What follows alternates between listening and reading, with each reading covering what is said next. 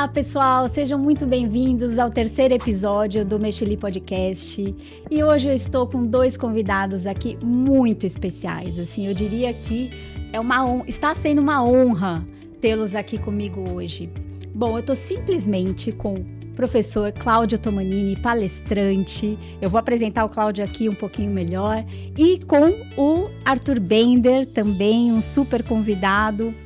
Bom, vamos lá, vamos para as apresentações, né?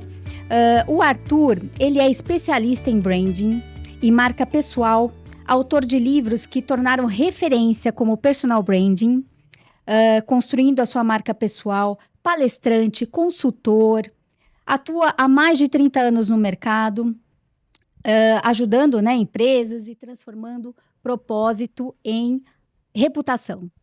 Bender, seja muito bem-vindo. Tô muito feliz de estar aqui com você, da gente poder fazer um bate-papo muito especial. E será, com certeza. E Cláudio Tomanini, também dispensa apresentação, né? Mas vamos lá, palestrante internacional, professor da FGV, autor do livro Gestão de Vendas 5.0, recomendo muito.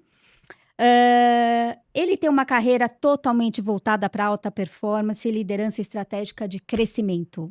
Cláudio, muito bem-vindo. Obrigado. Mais uma vez estar aqui com você, que eu vez. espero que façamos muitos outros. Faremos, com certeza faremos, né? Tá sendo um prazer enorme aqui.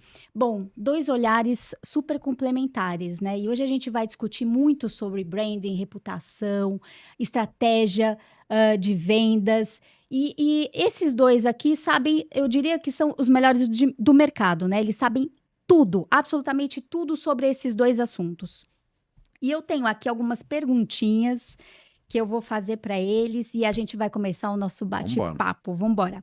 Arthur e Cláudio, antes de falarmos sobre a marca, né, e negócios, quem são vocês por trás das carreiras? Boa pergunta, Querem conhecer boa um pouquinho o Bender e o Cláudio Tomanini. Vai lá, vai. Bom, eu vou dizer que por trás das carreiras eu sou um apaixonado por ler e por escrever. Isso tem base do que eu vivo hoje, né? Eu costumo dizer que eu vivo assim de 4 verbos: de ler, de escrever, de falar e de aplicar. E esses 4 verbos me resumem.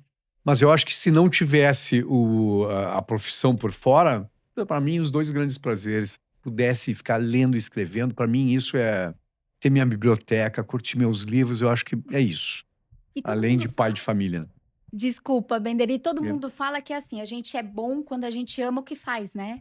E a gente vê um brilho no seu olhar quando você adoro. Fala sobre isso. Isso eu acho que a gente se abastece, a gente se renova, né? Escrevendo, lendo e tal. E eu acho que eu tenho esse hábito desde criança. E quase tudo que eu tenho, falo para meus filhos, que eu conquistei, que eu vivo hoje, veio do olhar dos livros, né? De conhecer novos autores, novas teorias e aplicar isso. E para mim isso me fascina e isso me dá um prazer incrível, assim. Demais. Mas eu preciso dar uma complementada nessa história. Aí vem uma... É o seguinte, olha, talvez vocês não saibam, mas eu conheço o Arthur Bender desde 96. Depois ele conta essa história aqui nesse bate-papo que a gente vai fazer. E eu tive a oportunidade de ir na casa dele. Eu lhe confesso que eu nunca vi tanto livro na minha vida na casa de uma pessoa. Numa biblioteca, com certeza. Mas ali eu me senti na biblioteca de Alexandria. Era um negócio assim muito maluco. Hoje, tivesse que definir lá na sua casa, lá, um gauchão, minha casa em Porto Alegre. Isso. Quantos livros deve ter ali naquela prateleira? Naquela estante principal tem mais de 2.000 livros ali. Mas eu tenho uma outra com uns 200 e pouco. E aqui em São Paulo eu trouxe uns 150 para cá, que os prediletos estão aqui comigo. Aí vai uma outra pergunta. Quantos livros você já leu até hoje? Leu. Não é aquele negócio de começar e que as pessoas falam que leem. Elas leem o prefácio. Isso, a orelha. É a orelha última página. E praticamente todos lá são lidos, tá? São lidos. Eu devo ter, assim, uma meia dúzia daqueles que eu parei na metade, porque o livro era muito ruim. E aqueles que eu não consegui ler ainda, que eu vou sempre comprando. Eu não vou nem perguntar se ele já leu meu livro. Cara, não vou perguntar, não. Li, obviamente, aqui maravilhoso, tá? Não, peraí. Mas quantos livros na tua vida você leu? Eu li o que eu tenho lá, porque eu tenho livros desde os meus 12, 14 anos. Quase 2.000 livros. Nesses 2.000 livros eu tenho, para te ter uma ideia, eu tenho um livro que eu guardo todo carinho, tá todo rasgado e velho, do Philip Kotler, e que tá a minha assinatura de 1980. Tá? E que era um dos primeiros dele de aplicação na universidade. Mas eu tenho livros dos anos 70, muitos dos anos 70, de política, né, de outras áreas que estão lá, e muitos daqueles que eu não gosto mais, mas o apego não consigo me desfazer. Isso me reflete, sem a gente sair do foco aqui, é uma coisa.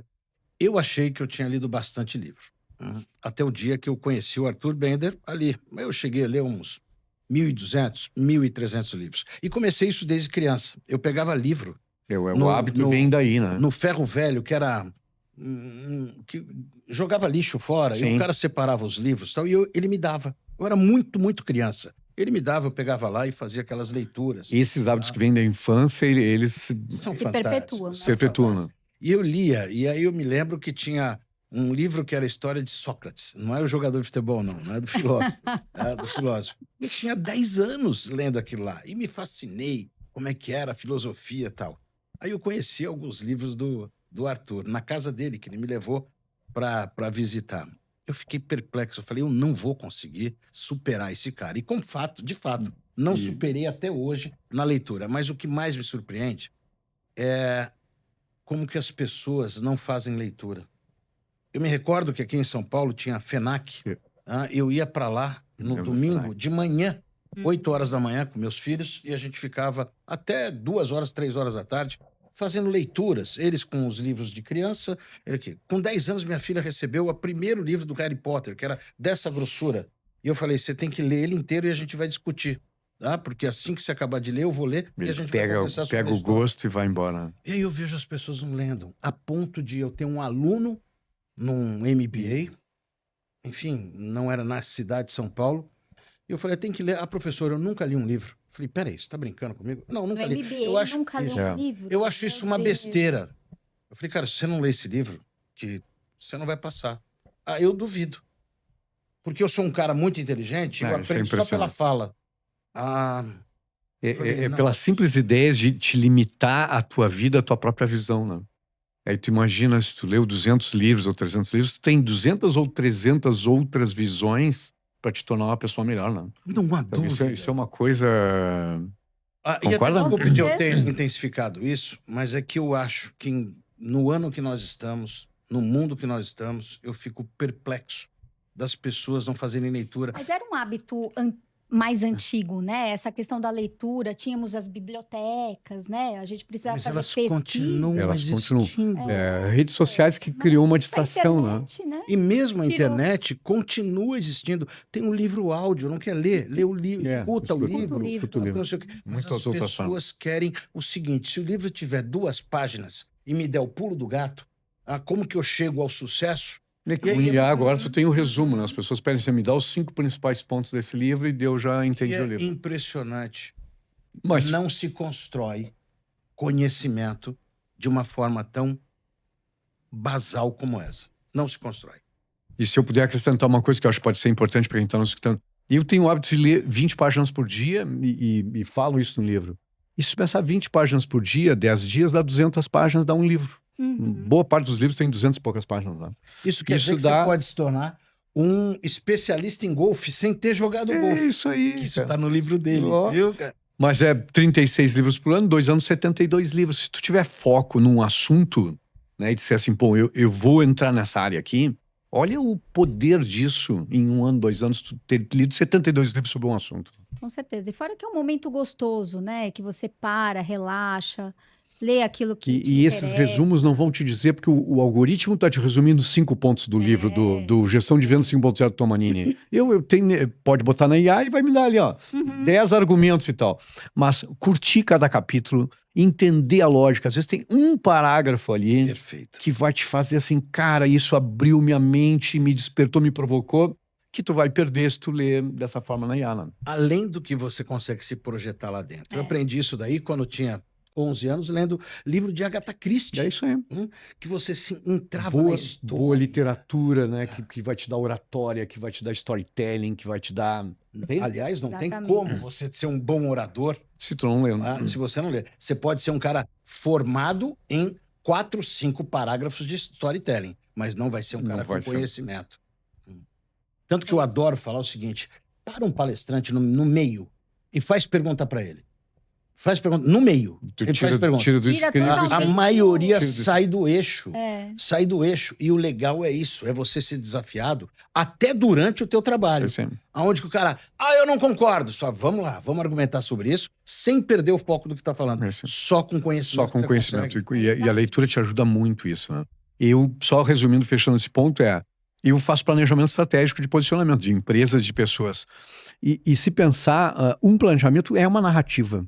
É um storytelling, né? É uma contação de histórias. totalmente. Tu pesquisa mercado, Totalmente. tu vai entender comportamentos e tu vai contar isso, tu vai fazer uma defesa oral disso, tu vai sustentar uma tese até o final, perante um conselho, perante os clientes, né? E o poder dessa contação é que vai aprovar teu planejamento ou não. Isso mesmo. Que pode ter o melhor planejamento do mundo, né? E na hora de argumentar, não tem consistência, não tem repertório, não tem bons exemplos para dar, talvez não seja aprovado. Você Então- sabe que uma vez foi algo bastante interessante, porque a gente tem que usar a criatividade também para fazer planejamento, né? Claro que sim. Porque Porque tu pode ter 10 saídas depois. Exato. Escolher a menos pior, a mais ousada, a menos ousada. Tem algo humano ali de compreensão de escolha da história que é fundamental. Exatamente. E uma vez, eu trabalhei muitos anos também com planejamento estratégico, principalmente em inteligência de mercado, né? E uma vez nós fizemos o planejamento estratégico todo baseado no corpo humano. Muito legal. Então, o storytelling que a gente Tava ali. contava estava no corpo humano. Então, o marketing, o cérebro, os braços, vendas, pulmão era Perfeito, área perfeito. operacional. Então, E isso ajuda muito a contar a a história, contar né? a história. É isso aí. Pois bem, olha, se vocês quiserem 3 palavras de sucesso, caminho de sucesso rápido, para aqui, porque não vai ter. Agora, se você quiser saber o que é conhecimento, a construção desse conhecimento e a construção da sua própria carreira, continua com a gente. É isso aí. Ambos aqui lidam com pessoas, né? Todos os dias. Esse é o problema. É o desafio. O que vocês acham que mudou atualmente quando a gente fala de propósito e liderança, né? O que vocês acham que mudou hoje em dia com relação a isso? No que vocês têm de contato no dia a dia com as empresas, com gestores? O que vocês acham que teve uma grande virada aí? Pensamento. Não. Eu tô Nós adequando falávamos- a minha palavra. Não é o que eu vou falar, eu sei. Eu só tô querendo saber como que Eu eu tô vou falar. ajustando isso, né? Estávamos falando antes aqui de abrir, né? Em off. De Aqui. conhecimento. É isso aí. Tá, aí, conhecimento. Eu acho que tá faltando um pouquinho não, um monte de conhecimento. As pessoas querem argumentar sobre uma coisa que elas não têm o conhecimento, elas querem questionar aquilo que não tem conhecimento e, mais uma vez, a vida virou muito TikTok nas coisas. Então, eu mesmo recebo demanda de empresas que falam, eu queria fazer uma palestra ou um workshop e eu converso com a pessoa. Falei, eu quero bater um papo. Não, a gente quer orçamento. Falei, querida, o açougue dá orçamento, o mercado dá orçamento. Eu quero bater um papo contigo. Entendeu? Para Entender qual é o entender problema. isso, até entendeu? porque eu quero fazer um trabalho Como eu- personalizado. Como eu posso colaborar com isso, claro. Exato. Claro que eu tenho que acertar a palavra para falar, mas dá vontade de falar, porra, cara, não tem cabimento isso. Aí você vai falar com a pessoa e a pessoa... Eu falei isso aqui num podcast já anterior. Ela falou, é que a gente está tendo muita perca de cliente. Eu falei, não, vou conversar Aí doeu. mas, enfim, não se prepara um briefing. Não se sabe o que vai fazer, qual que é o objetivo, qual que é o perfil do público, aonde que a gente está acertando, aonde que a gente está errando. E isso é reflexo da gestão. Isso. Da gestão. Os gestores não estão preparados para isso. E aí fala, temos que resolver. Ele também não sabe. Temos que fazer isso, mas ele também não sabe. E ele não consegue fazer o seu comitê para buscar as melhores práticas daquilo e verificar o que funciona dentro da companhia. Então, se você pensar, nós não temos líderes, nós temos tocadores de bumbo, na grande maioria. Claro, tem líderes maravilhosos, excelentes, brilhantes, mas estou colocando aí a massa, que está sendo isso. Eu quero ser promovido, e ele falou, legal, tá aí, dá a promoção. O que ela vai fazer com aquilo? Você sabe dos problemas que estão tendo na empresa? Sei. Qual é o caminho? Ah, não sei. Então você sabe do problema, mas não sabe o caminho. Mas você agora é o gestor, vai ter que achar o caminho. E ele não está preparado para fazer isso. E não tem a humildade, a preocupação de sentar e falar o seguinte, eu tenho que me preparar para isso. Eu tenho que buscar as melhores práticas. Eu tenho que desenvolver um processo mais orientado para o resultado da minha companhia. Eu preciso ser uma fonte de solução para a minha companhia. Mas as pessoas focam no quê? No problema. E não na solução. E aí elas reclamam. E eu acho que tem dois grandes problemas, dois grandes pontos para a gente pensar, e alguns são paradoxais, né? Mas tem um livro do Jim Collins, que é Como as Gigantes Caem, né? Que é um livro muito interessante, tem 5 grandes aspectos, e um é a arrogância, né?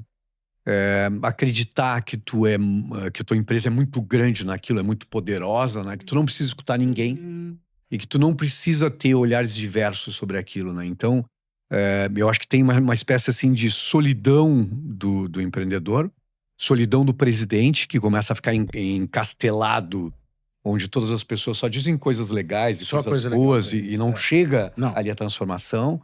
Eu vejo muitas vezes presidentes de empresa, e se levam, que não vai para mercado, né? Que não conhece consumidor, que não olha comportamento e às vezes não precisa uma pesquisa complexa. Vai lá olhar aquilo.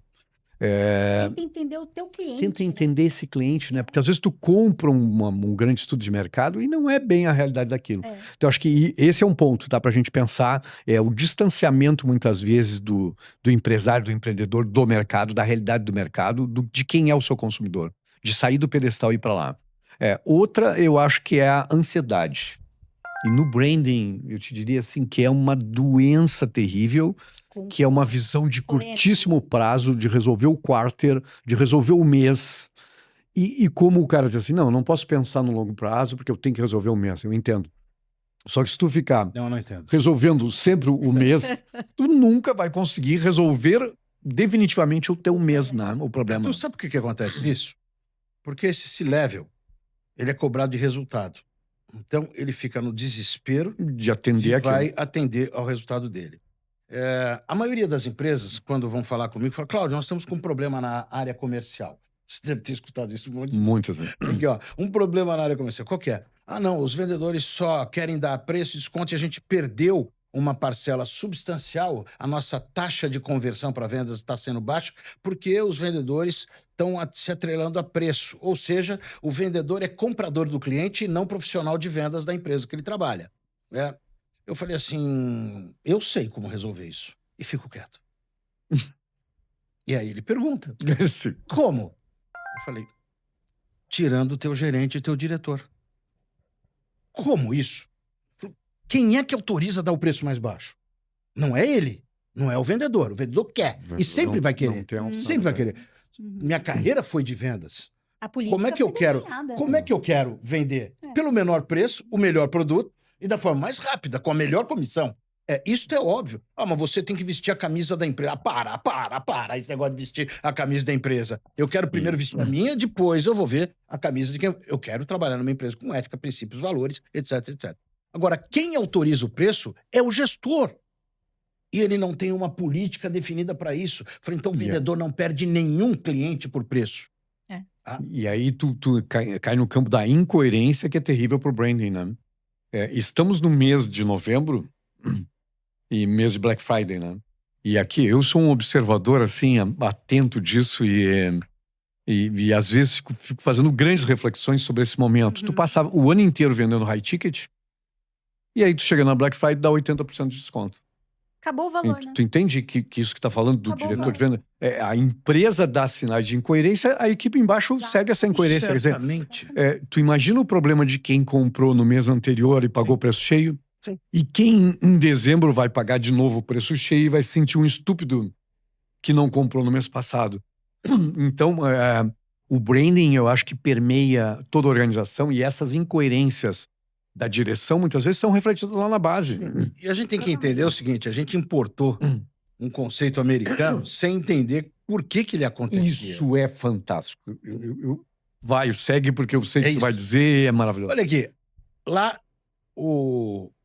não é comemorado o Natal com a veemência que nós temos aqui de dar presente e tal. Lá é o dia da ação de graça. Que é o Natal dos É o Natal dos americanos. Que acontece que dia? Na semana da Black Friday. E aí, o seguinte, entreguei os presentes e... O que sobrou. Sobrou. O que é resto, eu liquido. Eu vou fazer o que vou liquidar, porque eles não usam assim, nós tem que fechar em azul. Eles dizem lá, eu tenho que fechar em preto. Preto é positivo. Ou vermelho. Preto, positivo, vermelho, negativo. Então, eu vou fazer uma black. A black vem daí, né? Do positivo. Da sexta-feira, Friday, sexta-feira. Então, o dia da sexta-feira positiva. Seria isso. Porque aí eu vou gerar isso, vem novos produtos. E para eu liquidar saldo que eu não vendi na minha data importante. Que no meu estoque vai ficar pesado e eu quero desfazer daquilo. Desfazer. É exatamente assim que acontece. Então não tem... Agora pensa no Brasil. Black Friday no mês, novembro, mês da Black Friday. Não existe isso, cara. Já não combina. Mas pensa o seguinte, nós colocamos a liquidação antes da data cheia. Que é o Natal. Aí sabe o que acontece? Então a gente canibalizou o Natal, cara. Canibalizou o Natal, total. Tu puxou total pra cá. Alguém acredita na mesma coisa que eu acredito. Eu acho isso de uma estupidez absurda. Era para ser a melhor data do Natal. O varejo foi antecipando. E o golpe de morte é a Black Friday. Porque tu simplesmente destruiu. Quem é que vai comprar no Natal? Não, tu já comprou na Black Friday. E eu já perguntei para várias empresas. Mas se eu não fizer, o outro vai fazer. Eu falei, cara, mas você está comprometendo absurdamente a margem. E o pior, permitindo com que o teu consumidor fale o seguinte... Que idiota eu fui de pagar um preço mais caro do que aquilo. Eu acho. Porque tu pensa o seguinte, a lógica do consumidor. Depois do nosso Natal, uma liquidação faz todo sentido. Total. Dia 26. Sobrou, produto mexido. Mas não com a força que tem deles. Produto arranhado. Tá. Mas tu pegou a principal, tu destruiu a principal. Então já não faz mais sentido nenhum. Exato. E eu fiz um artigo pro LinkedIn, acho que há uns 2, 3 anos atrás, que o título era se você vendeu muito na Black Friday, não comemore. Se preocupe, né? E que foi bastante discutido, porque era isso. Porque o cara vibra, tivemos um resultado fantástico na Black Friday, mas tu deu 80% de desconto, ou seja, cara, assim, tu queimou o teu ano. Volume de vendas versus rentabilidade. Queimou margem. Daquilo lá. Como é que eu tô pensando nisso? Ainda em vendas eu trabalho nessa área, me dá desespero. Ele destruiu o valor do produto. E às vezes tu queimou a margem do ano, né? Porque tu teve meses bons de margem cheia, e aí aqui tu destruiu tudo isso, e tu comemora que tu destruiu a margem do ano, do resultado do ano. Em vendas, a gente fez volume direto. Final do mês e final de quartil. Quando que você quer comprar a tua geladeira fogão, seja lá do varejo? Eu falo, eu quero esperar chegar o último dia do mês. Tá? Por que, Cláudio? Porque é o dia que o vendedor está tão desesperado, que ele acha que o final do mês é mais importante que o fim do mundo. Então ele está tão desesperado que eu vou conseguir negociar ao máximo, que ele quer fechar a meta. Sendo que o mês é um quartil, primeira semana, segunda, terceira. Pega o quartil da tua empresa, tua empresa, verifica quantos % da venda é vendido na primeira semana. Quanto é vendido na segunda, quanto na terceira, quanto na quarta. Sabe qual que é a média, Arthur? Não tem. 55% acontece na última semana, nos 3 últimos dias. É onde tem o desconto para fazer o rodar e para... Mas que é um pior que isso? Quando eu vendo, o que acontece? Não é que eu vendi e entreguei, né? Numa empresa de B2B. Eu vendi, ele vai para o faturamento, vai para liberação de estoque, transporte. O que acontece? Se 50% das minhas vendas eu concentrei em 2, 3 dias, isso quer dizer que eu vou lotar, eu vou... Tá subestimado o que eu vou ter que fazer. Aí eu tenho que contratar terceiros, rodar mais um turno. Que vai baixar mais a margem ainda. Ou seja, eu vendo mais barato, custa mais caro. E aí o cara de vendas tá lá, você tinha uma meta. Para com a que custo, né? A que custo? Então acho que daí vem um pouco do que a gente estava falando da ansiedade, né? Ansiedade da solução de curto prazo que leva a coisas completamente incoerentes, que mata marca no longo prazo. Sim, sem dúvida. Marca, branding, valuation, tudo afetado. Tudo afetado por uma mentalidade. E parece, não sei se tu tem essa sensação também, que a gente não vai voltar. Né? Parece que todo mundo, né? Essa ansiedade, tu não sustenta posicionamento. Eu digo para os clientes o seguinte, pensa nas marcas icônicas que a gente adora, que a gente respeita e tal, e olha que tem 30, 40, 50, 100 anos dizendo a mesma coisa, levando para o mesmo caminho, criando previsibilidade. E hoje a ansiedade é em mudar. Então, tu colocou uma promessa de valor, e essa promessa daqui a pouco, já cansou isso, vamos mudar. Vamos mudar. Aí muda as cores, muda o jeito de falar, muda tudo. E tu nunca consegue consolidar nada por conta da ansiedade, e tu nunca vai ter uma marca sustentável. Não.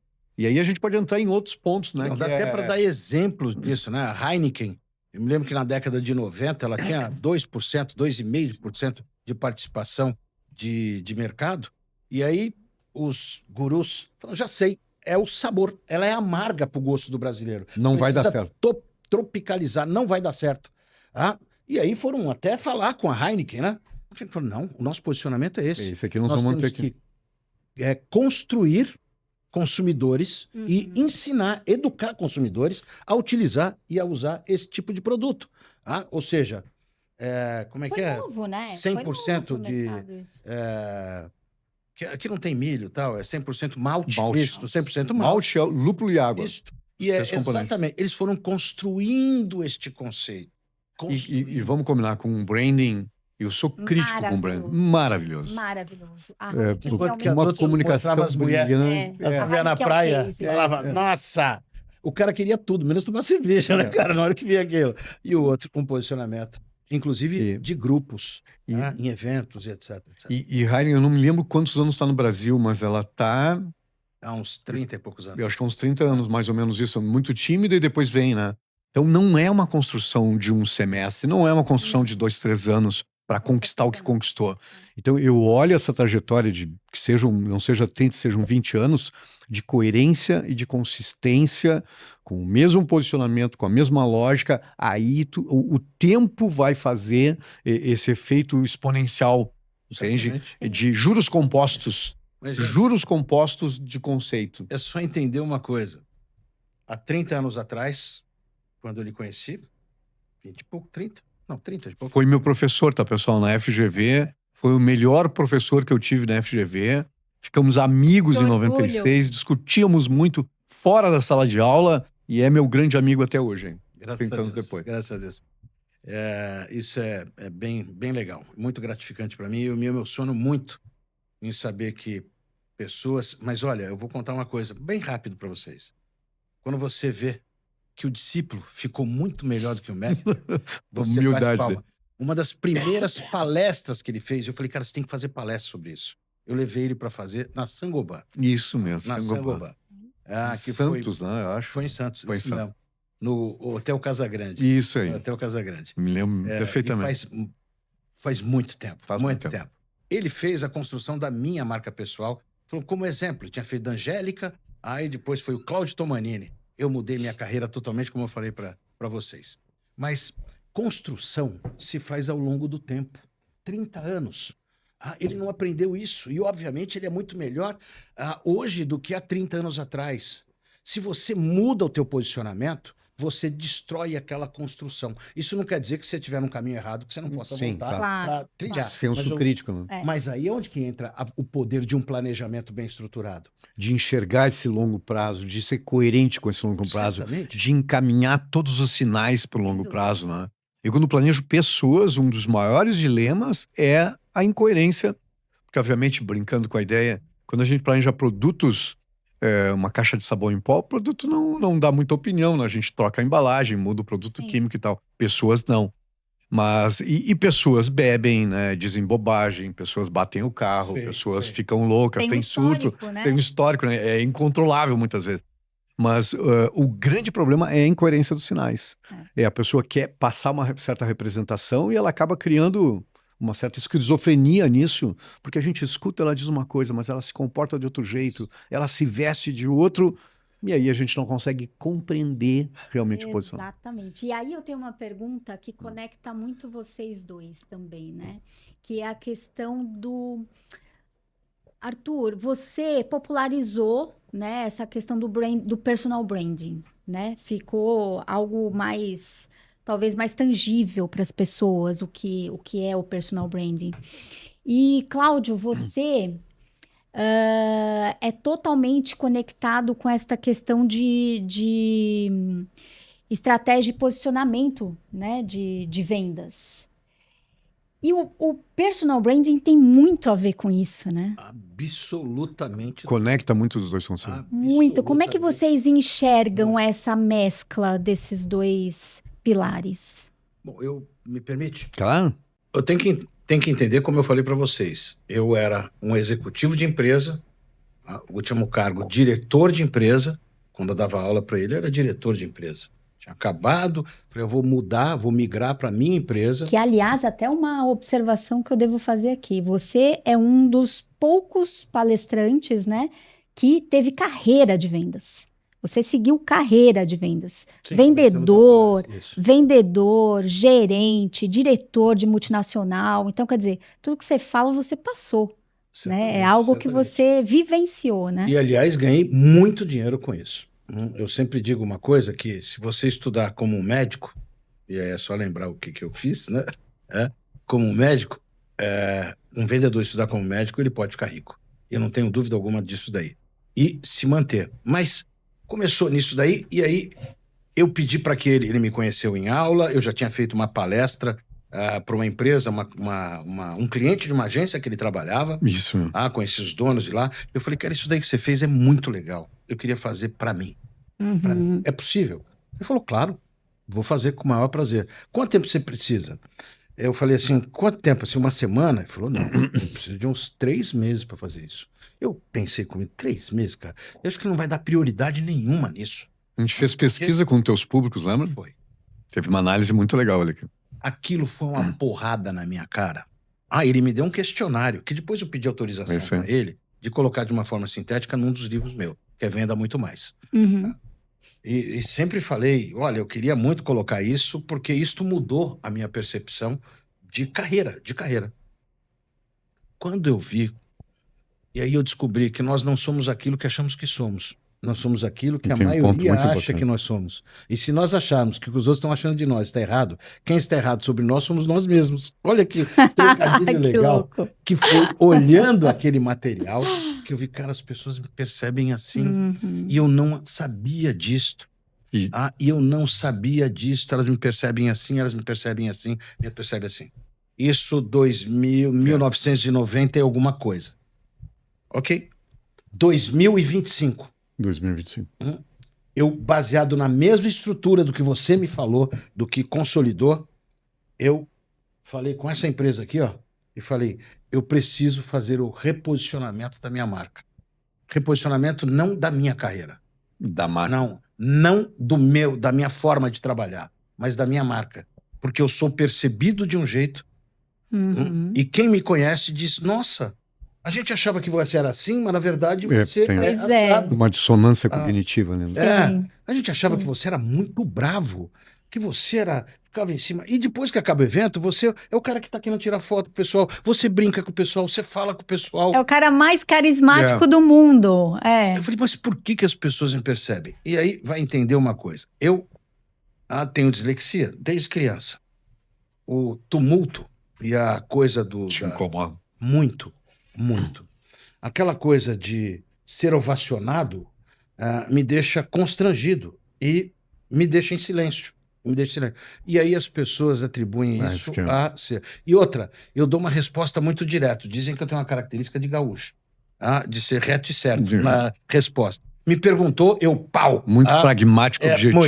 E aí, mas ele foi indelicado para falar. Eu falei, mas eu falei alguma palavra?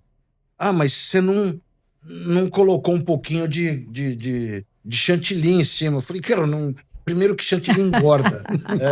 Eu não gosto. Vamos direto ao ponto. Mas aí é o campo das percepções e que eu acho que vendas depende muito de imagem. Todos nós dependemos, né? Mas eu acho que tem um exercício muito grande de imagem, né? eu quero dizer de performance em vendas, né? Pensa em advogados, pensa em corretores de imóveis, pensa em médico, né? Isso faz parte desse conjunto. Sim. E aí, esse ponto que o Tomanin traz, que é essa dissonância cognitiva entre o que a gente acha que é e como nos percebem, às vezes tem um fosso, né, de diferença. E o problema, Renata, é que às vezes a gente insiste nos pontos errados. Porque a nossa visão acredita que aquilo é positivo e a pessoa insiste naquilo. E muitas vezes aquilo é o ponto de dor e o ponto de trancamento de toda a projeção dela. E ela não se dá conta. Não, e às vezes uma vírgula. E as pessoas te falam e tu pega e rejeita, porque tu acha que é crítica, que não é assim. Sim. Então, pelo ponto de vista de como te percebem, às vezes tem muitas coisas que tu precisa corrigir e tu precisa dar tempo, tu precisa te permitir observações, tu Sem precisa dúvida. te permitir feedbacks e tu precisa prestar atenção. Eu uso um exercício para as pessoas e pensa o seguinte, ó, relembra momentos de tensão, de briga, onde as pessoas te agrediram com verdades. Porque naqueles momentos as pessoas te dizem coisas horrorosas. Mas pensa nos teus amigos nas brincadeiras. Porque os amigos do peito, nas brincadeiras, eles dizem exatamente aquilo que tu não presta atenção. Então, se tu que juntar eles essas duas percebem, coisas, né? que todo mundo percebe, só a Percebe. gente não percebe. Todo mundo tem isso. Então, esse é um olhar externo. E tem um outro olhar interno que é muito interessante, que é como a gente se compreende e o falso eu. Daniel Goleman fala sobre isso, que ele diz o seguinte, ó, quase todas as coisas que eu acredito que eu sou, que são as minhas crenças, as minhas verdades, e que eu repito, eu há 62 anos, né? E a gente repete, não, eu sou assim, eu ajo assim porque eu sou assim, não vieram da gente, mas vieram de alguém. Então tem uma frase do Daniel Goleman que eu adoro, você acha, né? Você é um pouco do que você acha, que os outros acham que você é. Olha essa frase. Primeira vez que eu li, eu achei tá errado. Fui corrigir o livro. Aí fiquei pensando, não é isso. Você é um pouco do que você acha, que os outros acham que você é. E pensa que quase tudo que a gente diz que eu sou assim, a gente bate no peito, veio do pai, veio da mãe, veio do professor, veio do diretor da escola. E um detalhe, aquilo que nos marcou, tá? Isso aí. Né? Obviamente, o que nos marca muitas vezes é o dolorido, né? Eu vou dar 2 exemplos rápidos. A gente estava falando de leitura no início. Eu tive um professor aos 12 anos, no meu primeiro ano do ensino médio, e que me disse que eu era um bom leitor. E me deixou ler um livro muito importante, que era um livro pesado na época, o Caso Morel, e que tinha coisas sexuais. Era um livro que não era para um garoto de 12 anos. E ele disse assim, eu vou deixar tu ler. Aquilo me incendiou a minha crença de que eu era um leitor. Eu não era um leitor, eu era um leitorzinho. Eu virei um leitor por essa marca, uma afirmação. Mas eu também tenho outras todas crenças erradas de gente assim, tu não vai dar certo. A mãe às vezes disse isso, com amor, com carinho, diz assim, tu não presta atenção em nada, tu nunca vai dar certo na vida, tu não sabe ganhar dinheiro, tu não sabe te vender. Achando que isso é um incentivo, né? E a gente marcou, porque os negativos marcam muito. E a gente passa, e aí Tomani é uma coisa maluca, a gente só descobre depois de velho, autoprofecias, né? Autoprofecias realizáveis. Cada vez que eu caio, eu penso, viu? É porque eu não sei ganhar dinheiro. Então eu não consigo ganhar Você dinheiro. resgata aquilo Eu resgato no seu aquilo cérebro. e reafirmo. Então, pensa Que bárbaro isso. no legal de olhar isso em personal branding, que eu tenho distorções naquilo que eu acho que me percebem. Eu já tenho distorções e eu insisto em coisas erradas. E ao mesmo tempo, na minha identidade, eu também tenho um monte de coisas erradas que eu nunca me questionei para pensar, será que se eu sou mesmo assim? Ou eu criei isso e sustentei com esse falso eu o tempo todo? Então, nesse campo das percepções, agora, precisa estar disposto a ouvir, precisa estar disposto a abrir, E pensar a respeito e querer mudar, né? refletir, autoconhecimento, ouvir feedback e tal. E aí eu acho que tem uma zona de crescimento maravilhosa, porque quando a gente busca esse encaixe perfeito entre identidade e imagem, fazendo aquilo que a gente tem de melhor para fazer no mundo, se livrando das cracas, aí é imbatível. Mas, Arthur, eu escuto isso Desculpa, eu falei demais. demais. Imagina, Não, Entendi na minha- foi de uma riquíssimo. grande inteligência isso. E eu vejo isso falando para gerentes, diretores. Você fala, não, mas eu sou assim, cara, não vou mudar agora. Eu falei, meu Deus. E da onde é que veio isso? Eu tô Pensa em de onde é que completa veio isso. mudança na minha vida, eu quero melhorar. E eu tava falando com ela o seguinte, se tivesse que escolher quantos anos você gostaria de ter hoje? Eu falei, exatamente a idade que eu tenho. Exatamente. Por que vem essas Por quê? grandes Porque descobertas? veio exatamente isso daí. As minhas reflexões. Se no passado eu tinha medo de chorar, hoje eu choro. E Eu gosto tranquilo. muito disso, cara. Ah, E eu acho que isso tranquilo. só a idade dá, que é a gente começar a admitir que tem dúvidas. É. Porque aos 40 anos, eu era um arrogante terrível. Dos 30 aos 40 anos, meu Deus, né? Eu poucos arrogantes eu conheci como eu, de achar que tudo pode, por fato. E depois dos 50, eu tenho 62, comecei a ter um monte de dúvidas, né? Eu acho que o bonito tá aí, da gente se largar das certezas e passar a ter dúvidas, se questionar, porque o Perfeito. crescimento vem daí, cara. Aliás, um grande crescimento. Me surpreende demais alguém que fala que com 25, 30 anos fez fortuna. Não que não deva fazer, Sim, pode mas, fazer. Sabe? claro, mas não nesse colegiado que eu tenho visto aí, nos Instagrams e tal, com uma falta de argumentação, falta de cultura naquilo. E as pessoas estão confundindo muito a cultura, o conhecimento, a maturidade com a tua conta bancária. E isso está sendo um erro absurdo. Eu concordo plenamente. Uma pessoa não Tem pode ser razão. definido exatamente pelo extrato bancário dela. Ela tem que ser definido pelo nível de conhecimento dela. E o conhecimento dela não é apertar um botão e sair aqui um extrato de conhecimento de 2.300 livros lidos, de 1.000 e poucos livros lidos. Não, isso é o tempo. Eu me orgulho demais de fazer agora, 65 anos. Não queria voltar nesse tempo. Porque hoje eu tenho mais incertezas do que tinha no isso aí, passado. perfeito. Hoje eu tenho mais vontade de Isso. aprender do que tinha no Isso é passado. sinal de sabedoria. Hoje eu tenho mais emoção e não quero estar rotulado. Falo assim, esse aqui são 5 caminhos mágicos da conquista. Esses são 5 caminhos mágicos do sucesso. Esses são os 5... Não. Eu quero viver aquilo de forma plena. E descobri uma coisa, que planejamento não pode ter plano B. Quando deu plano B, você fez errado. Ele tem um plano. E, obviamente, ele tem que ser ajustado gradativamente. Sendo que o propósito, ele tem uma duração absurda. E se você, como pessoa, identificar o teu propósito de vida, como profissional, acredite que você vai ter muito mais facilidade de desenhar o seu próprio planejamento e de construir o seu personal branding. Sem dúvida. E que a Renata nos provocou, acho, com a ideia do propósito, que tu retoma agora. Sim. E eu diria o seguinte, que às vezes a reflexão que a gente pode fazer, tu pode ser um gênio aos 20 anos, tá? Porque vem de inteligência, de genialidade, Claro. mas tu não vai ser sábio aos 20 anos. Não.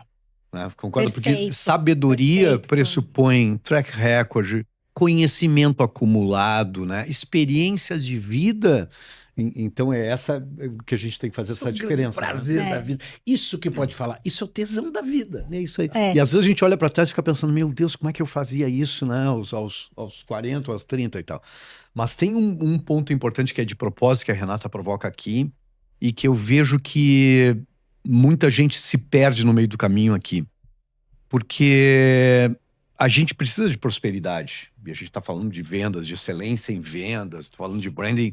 E é isso que a gente busca, prosperar, ganhar dinheiro, ter um valor prêmio 10 vezes acima da média de mercado, né? Realmente prosperar. Mas eu busco um equilíbrio, proponho um equilíbrio entre prosperidade e significado. Porque só prosperidade, estou dizendo ganhar muita Ganhar dinheiro, grana, Na né? questão financeira. Não cura o buraco da alma da falta de significado. E não tem Lamborghini que tu jogue dentro desse buraco que vai curar essa ferida. Eu tenho um cliente, não posso dizer o nome, mas ele tem mais de 20 empresas e ele ganhou isso aos 20 e poucos anos e vendeu por 200 milhões e tem 300 milhões, 400 milhões. E eu conversando com ele, perguntei, por que tu está interessado nisso, né? E ele tem 20 e tantas participações em outros negócios. Ele disse assim, porque eu não me encontrei ainda na vida. Olha isso. E quando a gente olha isso, pensa assim, pô, a pessoa que tem uma fortuna profundo, né? de centenas um de negócio- milhões, uma família linda, que tem e que tem alguma coisa, um buraco aberto que não foi considerado ainda, que tem patrimônio para as próximas gerações, mas que não se encontra de manhã, né? Então, isso não é uma bobagem de autoajuda, né? Propósito, acho que tem uma coisa... E me preocupa quem está é muito escutando importante. de falar o seguinte, eu preferi então me dá o dinheiro dele, que vai ter um idiota. Que vai Sim, poder falar isso. Nós estamos dizendo o seguinte, de alguém que por competência conquistou e que quer descobrir qual é o seu propósito. E isso não Agora, é uma apologia. Quem quer ganhar dinheiro, nem o propósito tem, cara. E isso não é uma apologia, parece assim, esse velho está falando, ele é pobre, né? Então ele está falando de significado e não de ganhar dinheiro. Não, é de equilíbrio dessas duas coisas, entende? Não, e considera uma coisa, nós não somos pobres. Esse aqui é um relógio, é um Rolex.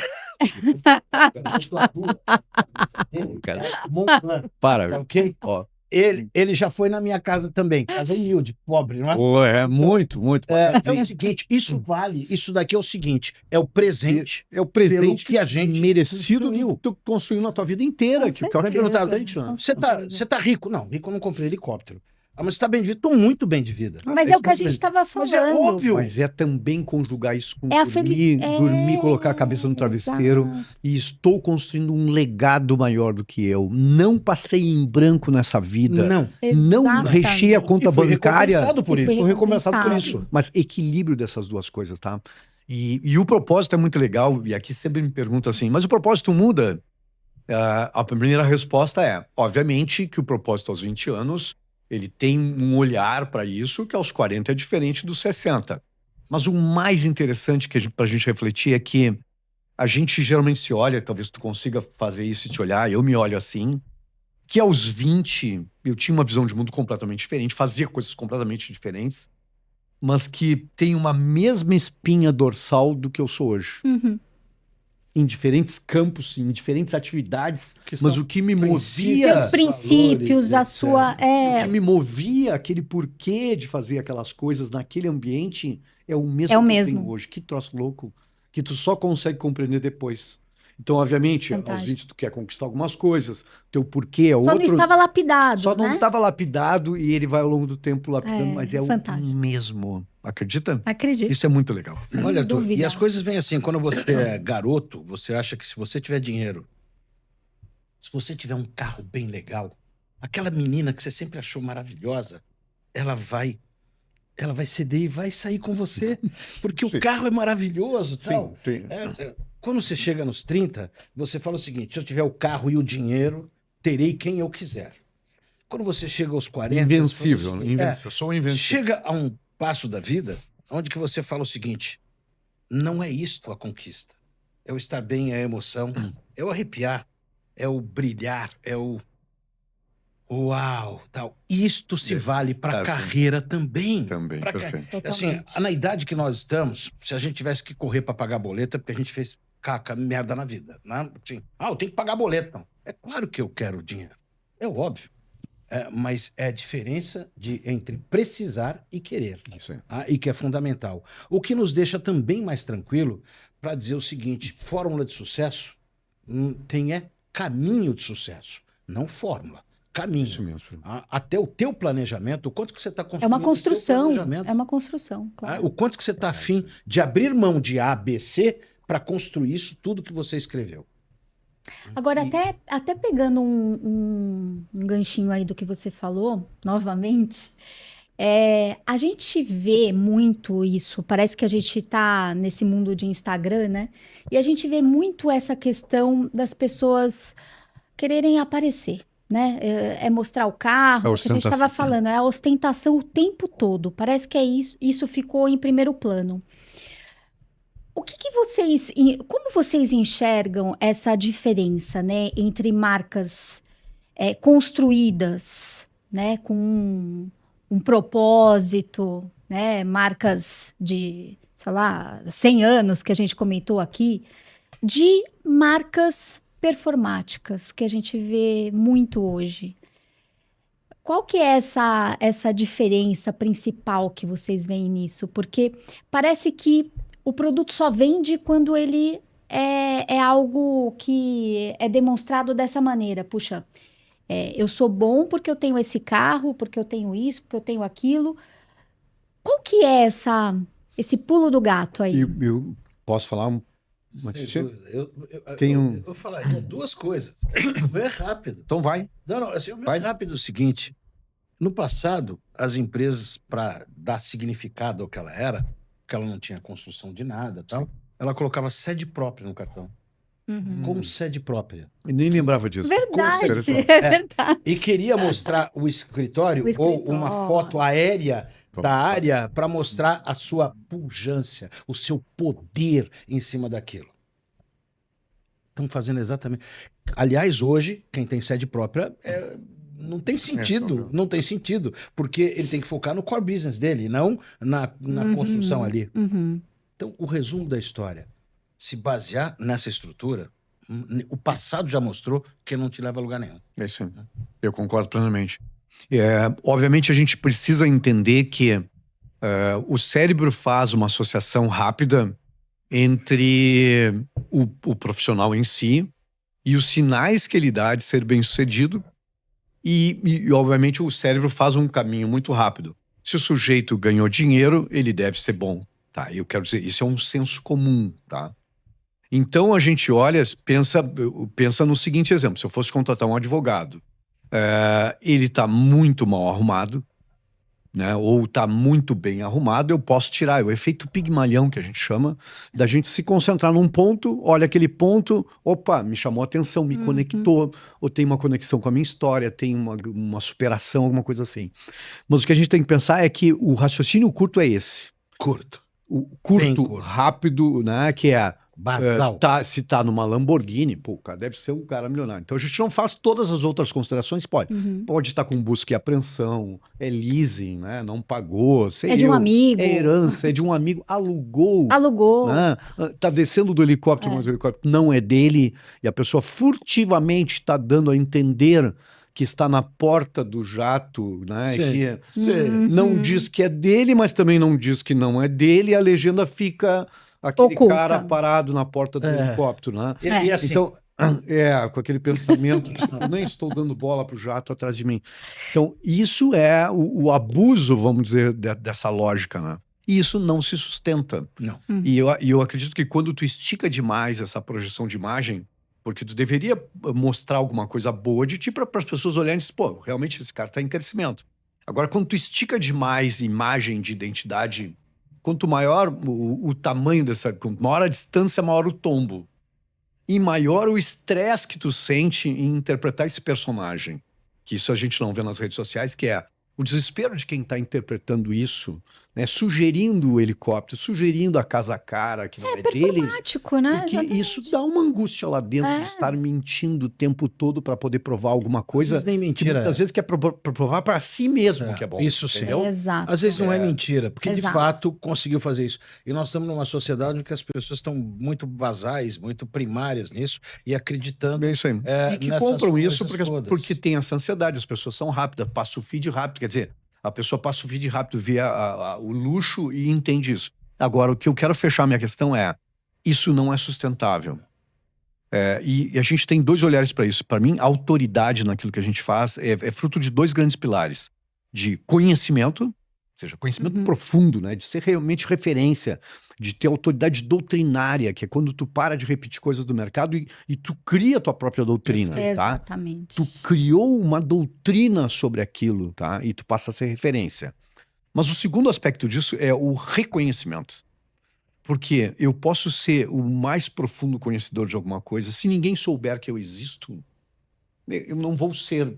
Porque reputação passa pelo olhar do outro, pelo reconhecimento do outro. A gente não vive numa ilha isolada. Então, para eu ser autoridade em alguma coisa, alguém tem que me reconhecer. Então, eu preciso ter visibilidade. Então, é a combinação dessas duas coisas. E não é da noite para o dia, né, Arthur? Isso, Renata. É uma construção. E aí vem coerência e consistência, que é o mantra do branding. Mostra essa coerência, né? Entrega resultados, que é a coisa mais poderosa. Que foi o que o Tesla não fez. Isso. Ele não fez isso aqui, ó. Resultado, que isso vai ser juros compostos. Um cliente vai falando para ti, vai te recomendando, as pessoas veem, pô, esse cara é bom. E aí tu não prospecta mais, tu é comprado no mercado. Então é essa trajetória que precisa ter. E isso é sustentável. A gente precisa parar com esse negócio de olhar só Instagram.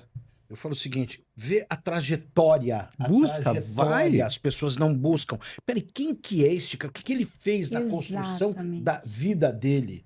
Que se eu Busca, quiser contratar vai um atrás, arquiteto, claro. eu não quero só ver as fotos do que ele fez aí que eu achei bonito ou feio. Eu quero Miss Van der Rohe, eu vou os nossos aqui do Brasil, que aliás é considerado como um dos melhores do mundo, o Niemeyer e tal. Como é que foi a história dele? A Sim. história. Não assim, eu peguei um projeto e fiz aqui, deu bonitinho. É essa falta de É essa das trajetória, pessoas fazerem um levantamento dessa história E que tu que me incomoda. volta para esse imediatismo. Eu olho rápido, julgo rápido e vai rápido, e aí eu acabo comprando muitas vezes. Empreendedor de palco, né? O que a gente estava conversando. Exatamente. A gente vai lá dar. Mas qual é a tua história nisso? Quanto tu construiu disso? Quanto tu viveu disso? Não. E às vezes tem 2, 3 anos de trajetória e tá lá dando exemplos para fazer. Então eu acho que a nossa pergunta original foi: essa sustentação pode vender, mas ela não é sustentável. Não é sustentável. Né? E eu defendo uma coisa em marcas pessoais, que é a conjugação de 3 coisas.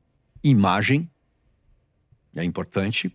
Atitude é tão importante quanto, porque ela corrobora a imagem. Uhum. Às vezes a gente conhece uma pessoa que tem imagem linda, mas a gente conversa 5 minutos e se decepciona Destrói. completamente, né? Então, imagem, atitude coerente, mas tem que ter uma obra de vida. Eu digo a essa pessoa assim, cara, mas eu quero ser famoso. Qual é a tua obra? Qual foi o legado? E o que tu tá construindo de obra? Não, eu quero fazer sucesso e ganhar dinheiro. O sucesso e o dinheiro vêm Por decorrência. da obra. E essa obra, ontem eu dei palestra para advogados até falando isso. Essa obra tem o tamanho que a gente quiser, né? Ela pode ser até a obra da vida é ter uma família digna, filhos com valores e princípios. E pode ser uma obra grandiosa, eu posso mudar o segmento. A gente está falando de grandes caras que mudaram o segmento, que viraram escola, que criaram grandes teorias, né? E que construíram um grande legado e que se tornaram imortais por isso. Então, o desejo de construir a obra é que vai me tornar não só um profissional melhor, mas uma pessoa melhor. E, por último, amar o caminho da construção.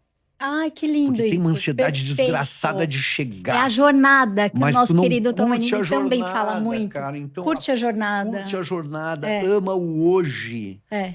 Ama a dificuldade do caminho hoje, do teu aprendizado, da tua queda. Mas o chegar lá é morrer. Pela finitude da vida, concorda? Tu quer apressar, tu quer chegar lá e terminar a jornada, né? Então, eu acho que amar o caminho é um negócio pra gente se tornar pessoas melhores e profissionais melhores. Bom, a próxima pergunta que eu queria fazer para vocês dois é com relação a muito até do que a gente discutiu, né? Mas a gente vê muito as empresas e as pessoas estarem muito preocupadas com inovação. Eu quero inovar, eu quero inovar, eu quero inovar, é algo novo, tecnologia e toda essa loucura, né? De esse turbilhão de informações, né? Mas a gente falou muito de coerência. E aí, às vezes, a gente fica tão preocupado em inovar e esquece, né, de manter a coerência da marca, manter a coerência do personal branding, né? Como é que vocês enxergam isso? Vocês acham que isso tá acontecendo com muita frequência no mercado? As pessoas estarem só preocupadas com essa inovação louca? Eu acho que a gente precisa se preocupar com inovação porque existem mudanças tectônicas de mercado, né? A chegada da AI e tal, que a gente está no meio da transformação. Então, acho que isso é muito importante, né? Isso não é uma panaceia e não vai resolver muita coisa, mas a gente precisa estar atento no tamanho do impacto que isso vai gerar nas organizações, né? Mas, ao mesmo tempo, eu vejo que as empresas se tornam a cara do dono. Uhum. Eu quero dizer, não importa se tem 5 pessoas ou se tem 3.000 pessoas, muitas vezes, o grande líder da organização dita essa lógica, né? Para o bem ou para o mal. Então tem uma frase que eu gosto de usar bastante, que é empresas com um jeito de inovadoras, né? Com cara de inovadoras, acabam atraindo gente inovadora. E tu cria um círculo virtuoso. A gente imagina que aquela empresa é muito inovadora, a gente gostaria de trabalhar lá porque se gosta de inovação e acaba atraindo os melhores cérebros inovadores para lá e ela retroalimenta. Agora, empresa Conservadora. medíocre atrai gente medíocre. Empresa belicosa acaba atraindo gente belicosa. Não sei se tu repara isso também na organização. Conversa com o presidente, conversa com a diretoria. Tu vê que todos têm uma certa lógica que se inclina para isso. Empresa muitas vezes que é confusa, né? O dono é meio confuso e as pessoas se tornam confusas. Então eu acredito que o impacto da imagem do líder tem um poder muito grande para a coerência do resto da organização, né? Para levar para o bem isso. E aí tu criar um ambiente de segurança psicológica, um ambiente de coerência, um ambiente que respira inovação, que permita que as pessoas questionem as suas lógicas, né? Eu costumo falar que quase tudo que a gente precisa de inovação, a gente não vai encontrar dentro dos segmentos. Se a gente pensar, quase todos os grandes conceitos inovadores que tem vieram de um outlier, né, de um outsider que enxergou o que a gente não enxergava. Porque a gente fica embotado dentro do segmento, olhando, e a gente pensa o seguinte, é assim porque é assim, as coisas funcionam assim, e é difícil a gente se libertar disso. Então, tu olha, o Uber não veio da indústria automobilística normal. O Airbnb não nasceu da indústria hoteleira. Se tu olhar a Tesla, o cara fez o foguete da ré, cara, estacionar. Que eu achei... Porra, fudeu com todas as startups que tinham um foguetinho, dizendo foguete não dá ré. Fudeu, porque o foguete do cara estaciona, cara. Então é o seguinte, não veio da NASA, não veio da indústria aeroespacial. Então a gente poderia olhar tantos outros... Interrompeu. Porque... O modelo usado, cara. É isso aí, porque tu tá há 30, 40 anos pensando naquilo. Então, eu gosto de provocar que essa inovação vem de áreas diferentes. Acho muito legal isso. Tu olhar, se tu tá na educação, olha para a indústria. Se tu tá no segmento da saúde, olha para moda, olha para logística, olha para coisas diferentes, porque é essa riqueza de soluções de um segmento que vem para cá. Mas a empresa precisa se permitir a questionar a sua lógica e as suas crenças. Eu acho que aí tem um caldeirão interessante para inovar. É uma loucura isso que você falou, né? Porque geralmente as pessoas fazem o contrário. Elas querem alguém daquele ramo. E aí tu só vai a congressos Exatamente. do seu setor, tu só lê livros do teu setor, tu só fala com pessoas e tu acaba criando um mindset de rebanho. Tu pensa igual o rebanho. O efeito manada, né? Efeito manada. Então, para romper isso, tu precisa estar aberto ao diverso, ao diferente. Que legal ao que isso que você falou. Eu acho que isso é um bom início para pensar em inovação. Aliás, Leonardo da Vinci fazia isso, né? Ele olhava fora do ambiente dele, navegava. O helicóptero, asa delta... Não, isso é mentira, cara. Isso está nos livros. Tá nos livros. Dele, lá, você vai para... naquela coisa que todo mundo fala assim, ai, como é chato visitar esse museu do Louvre, né? Eu falei, eu preciso de 3 dias, porque eu fico sentado olhando aquilo. Como é que o cara teve essa sacada ali, quando não tinha referência, não tinha nada disto e tal. É um negócio tal. Eu vou para aquela parte lá do Egito, eu falo, isso aqui é incrível, tal. E as pessoas não conseguem ver essas histórias. Fala, peraí, visitar o Louvre 3 dias? Falei, no mínimo. Porque aquilo lá não é um passeio, é um andar. É um andar. Com os olhos abertos absolutamente tudo. Estar com a mente aberta para captar. Para ver aquilo. Não é eu gosto, não gosto. E cá entre nós, a Mona Lisa é o menos atrativo que eu achei. Tem muita coisa legal. A Gioconda que foi feito lá por solicitação de um milionário de lá que queria dar um quadro para a mulher dele. Exatamente isso. E ele ficou como referência, sendo que há obras maravilhosas. A da pirâmide. Não, aquilo foi feito por marciano. Cara, para. É entender o seguinte, como é que foi que eles fizeram aquilo? De que forma? Capela Sistina, sem concreto armado. Não, absurdo. Sem régua de cálculo de concreto. Absurdo. Sem computador. O tamanho daquela cúpula, cara, Você tá em São Paulo agora, né? Tô em São Paulo. Vai e fica do outro lado da rua, em frente ao MASP. Olha aquilo. Como é que isso aqui tá de...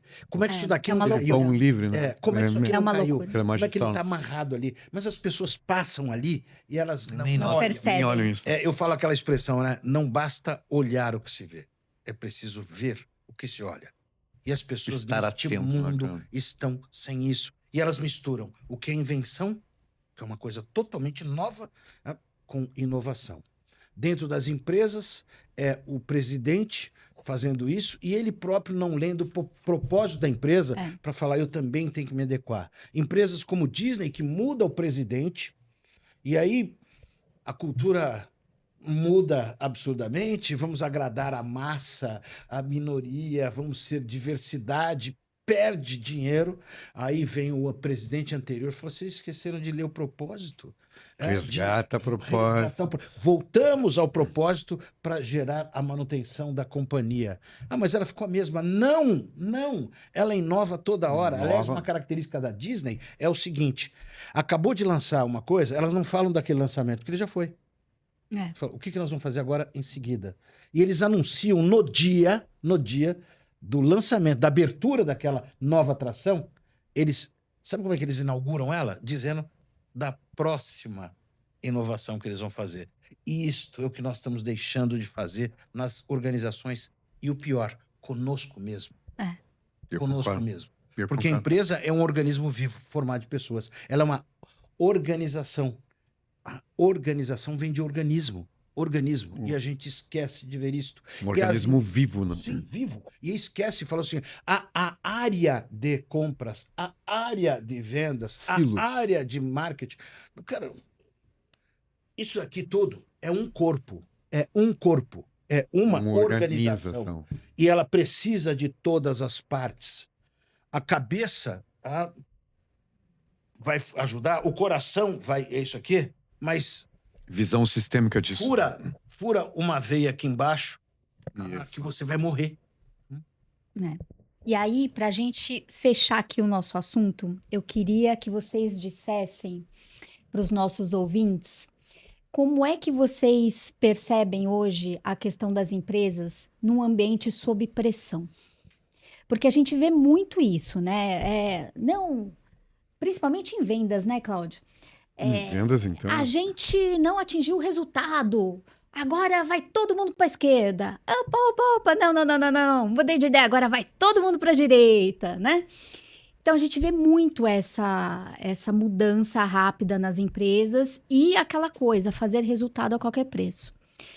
Como é que vocês percebem isso na questão do propósito, que é o que a gente estava falando agora? Como as empresas lidam com essa pressão ou poderiam lidar com essa pressão sem perder o propósito? Eu acho que você pode falar isso aqui, porque eu acho que vou dar uma sustentação aí. Que é legal que você não é desta área. Sim. Então, é muito importante que o pessoal entenda, porque você navega pelas áreas para fazer planejamento, você tem que navegar por todas elas. Então, é importantíssima essa visão. E depois, eu fecho falando da visão de vendas mesmo. Eu diria que nunca é um único problema dentro da organização. E eu tenho, quando eu faço pesquisa de mercado com todos os elos da cadeia do negócio, entender as percepções de cada um desses elos, trazer, e eu construo uma problemática sistêmica. O nome parece uma coisa horrível, tá? Mas é a síntese de, muitas vezes, 150 slides numa única lâmina, porque não existe um problema da organização de vendas. Não existe um problema de pessoas. Tá? Eles são sistêmicos. E a gente precisa entender esse conjunto sistêmico, que isso, que causa aquilo, que se afastou disso. E quando a gente consegue olhar isso numa lâmina, é incrível. Porque aí a gente consegue ter uma solução do problema. Tem uma frase muito antiga e que eu gosto muito, que me orienta, do Júlio Ribeiro, fundador da Talent, e que eu tinha assim, como referência, conheci ele pessoalmente, tive reunião com ele pessoalmente, e ele dizia o seguinte, primeiro a gente se apropria da realidade, depois a gente constrói um problema, e só aí a gente passa a resolver esse problema. Tu entende o que é isso? Eu me aproprio da realidade, eu entendo todo o ecossistema, as diferentes percepções dos stakeholders, aí eu me apropriei da realidade. Eu monto esse problema, que é essa problemática sistêmica, e eu olho o que influencia o quê. E aí depois eu consigo desmontar o problema. O errado das organizações é muitas vezes tentar, a partir de um planejamento... E definir um item só como o problema de tudo, o seguinte, o padrão das empresas, o Cláudio me contou errado, a gente vendeu tantos milhões esse ano, eu quero crescer tantos por cento para o ano que vem, então eu estabeleci uma meta e todo mundo vai perseguir essa meta. Eu pego o departamento de pessoas, cada um faz o seu orçamento isolado, como um Frankenstein, e depois junta num resort lindo, né, com pagode, fogos de artifício, e costura esse Frankenstein desgraçado, que são visões completamente isoladas da organização, e chama isso de planejamento estratégico que vai em frente. Então, não se apropriou da realidade, não montou o problema sistemicamente, não vai desmontar. E quando as empresas dizem o seguinte, nós temos 5 estratégias, e eu fico pensando, ai, cara, porque a estratégia é uma só, tu pode ter várias táticas, mas é um grande movimento estratégico, como logística, para sair do ponto A para o ponto B.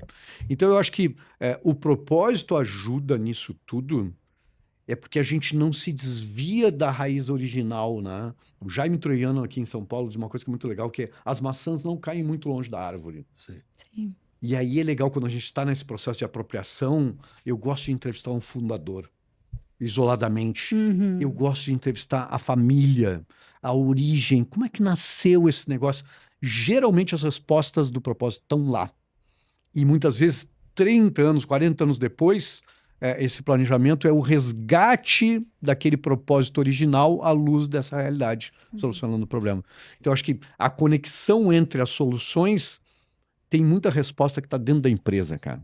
Está dentro da empresa, só que está fechado. Certamente. Aquilo foi abafado, isolado, foi colocado debaixo da mesa. Outros interesses imediatos foram tocando o negócio. E se colocaram na frente. E se colocaram na frente, o fechar o quarto, né, o fechar o mês, e foram esquecendo o propósito original. Então, resgatar isso à luz da realidade é maravilhoso.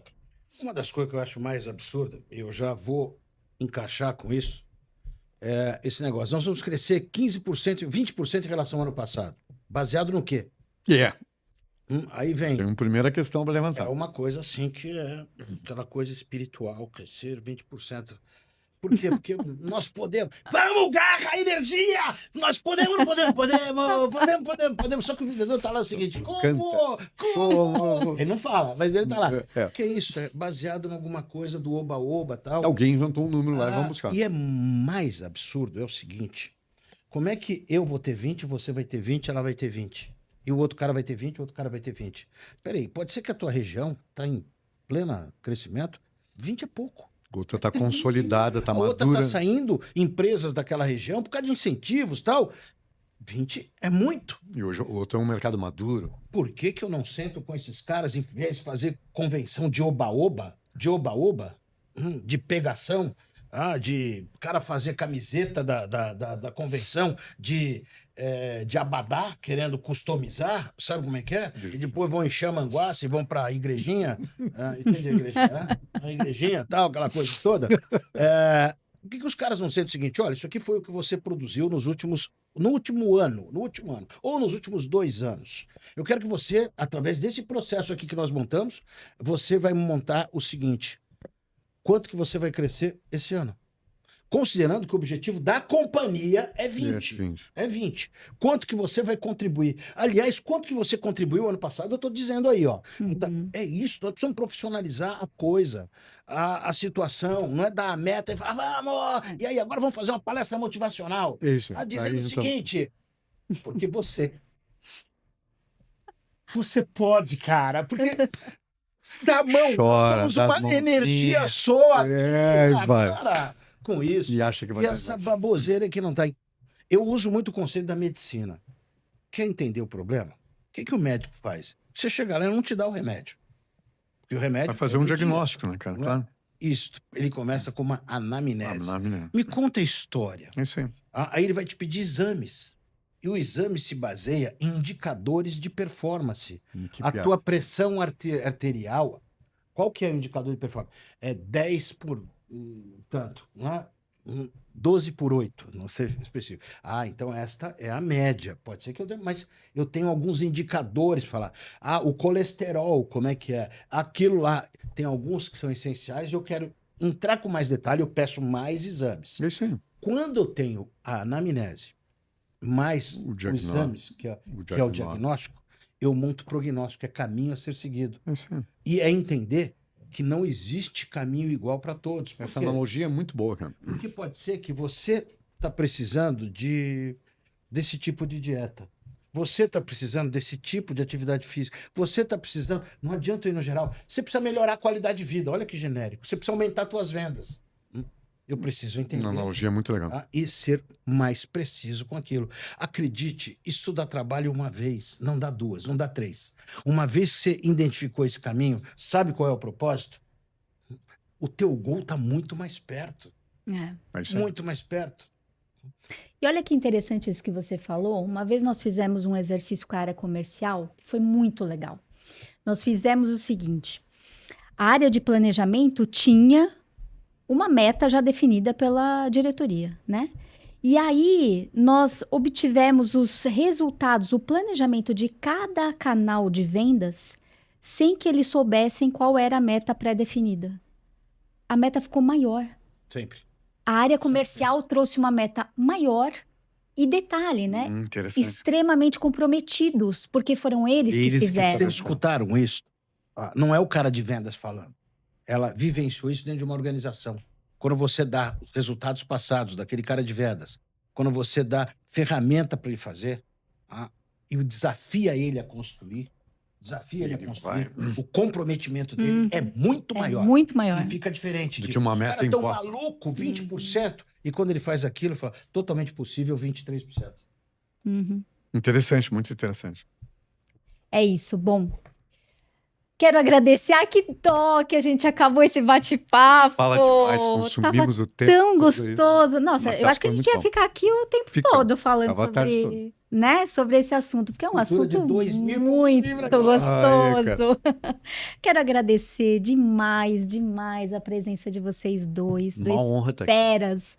Dois feras aí de assuntos muito interessantes. Obrigado você.